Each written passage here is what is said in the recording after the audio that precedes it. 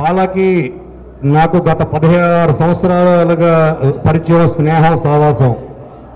కానీ ఇన్ని సంవత్సరాల తర్వాత 16 years of travel of our association తర్వాత ఫస్ట్ టైం వాళ్ళకి ఒక స్టోరీ ఇవ్వడం అదొక పెద్ద నా కెరీర్లోనే బిగ్గెస్ట్ ఛాలెంజ్గా భావిస్తున్నాను నేను, గోపిమోహన్. అలాగే ఒక లక్ష్యానికి, లౌక్యానికి ఒక లెజెండ్ తోడైన రోజు ఇది. ఆ మూడు తోడైతే ఆ మూడింటి కలయికే డిక్టేటర్.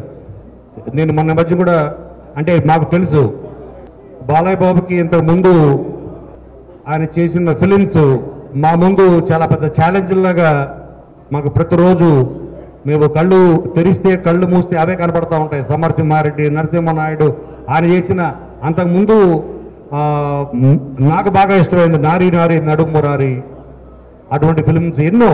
అటు సాంఘికం కానీ, ఫ్యామిలీ సైడ్ కానీ, అలాగే ఫెరోషియస్నెస్లో బాలాన్ని మించిన హీరో లేరన్నది నా అభిప్రాయం.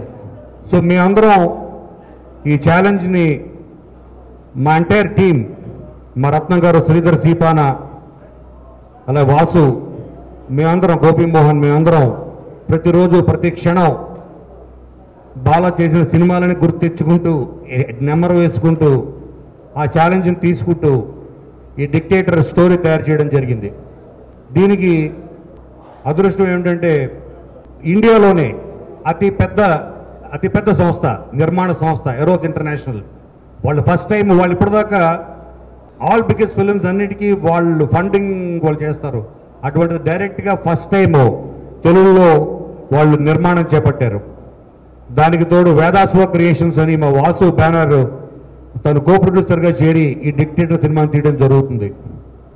లక్ష్యం సినిమాతో తను దర్శకుడిగా మారాడు, లౌక్యం సినిమాతో డిస్ట్రిబ్యూటర్గా మారాడు నేను, ఇప్పుడు డిక్టేటర్ సినిమాతో ప్రొడ్యూసర్గా మారుతున్నాడు వాసు.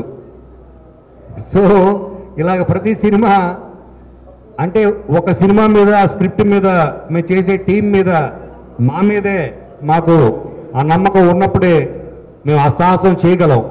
సో మా అందరినీ, మా టీం అందరినీ, మమ్మల్ని ఒక వెనకాలుండి మాకు ఒక ఎనర్జీ ఇచ్చింది బాలా. ఎందుకంటే మేము ఫస్ట్ టైము తను లైన్ షూటింగ్ చేసినప్పుడు వెళ్ళినప్పుడు డిక్టేటర్ అనగానే డిక్టేటర్ టైటిల్ ఎక్స్ట్రాడినరీ, దానికి మ్యాచ్ అయ్యే స్టోరీ మాత్రం లేకపోతే వీ పగులుద్దని చెప్పాడు.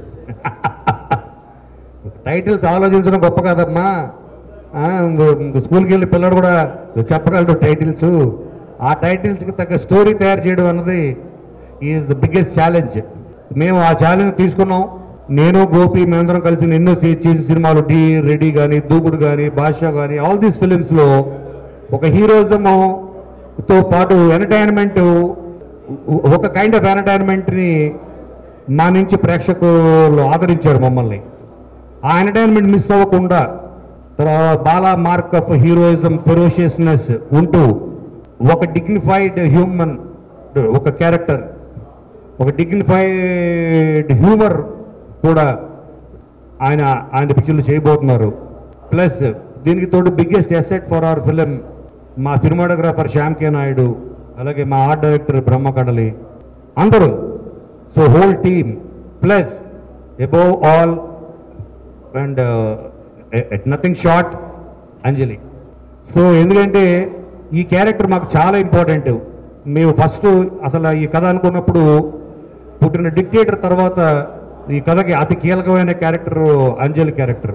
దీనికోసం చాలామందిని అనుకున్నాము, చాలామందిని మేము గత 1-2 monthsగా ఈ క్యారెక్టర్ సెట్ అయితే సినిమా హిట్ అని మా అందరి నమ్మకం. దాన్ని తగ్గట్టే మీరు ఒక 1 week బ్యాక్ నేను ఫుల్ స్క్రిప్ట్ చెప్పడం జరిగింది. అలాగ అంజలి ఈ సినిమాలోకి వచ్చింది. ఎందుకంటే అంజలికి అటు ఫ్యామిలీ ఆడియన్స్లో, యూత్లో తనకున్న ఫాలోయింగ్, ఎస్పెషల్లీ లేడీస్లో తను చేసిన సీతమ్మ అని, గీతాంజలి కానీ, తన ఒక ప్రత్యేకమైన ప్రేక్షకుల ఇది గణాన్ని సంపాదించుకుంది.